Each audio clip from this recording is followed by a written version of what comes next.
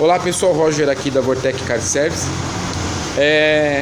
Acabamos de finalizar aqui uma caixa de direção de uma Tiguan, tá? Essa aqui é que o Parque assiste.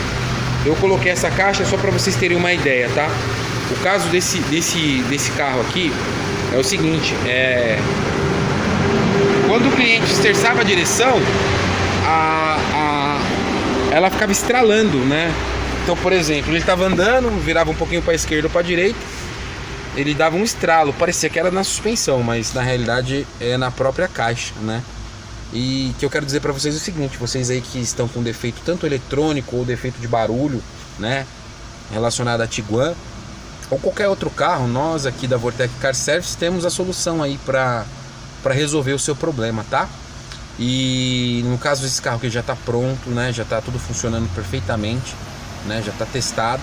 Então esse vídeo aí é um vídeo para vocês se atentarem aí, que nós aqui estamos localizados na Avenida PC, né, região Zona Sul de São Paulo, né, e somos especialistas em direção elétrica, tá bom, galera? Obrigado, é um carro bem novinho aí, ó, tá? E mais um carro pronto aí pela Vortec. Vocês viram aí que tá escuro, tá à noite, né? E aqui não tem tempo ruim não. Vamos trabalhar e vamos pra cima, tá bom? Um abraço, obrigado, tchau, tchau.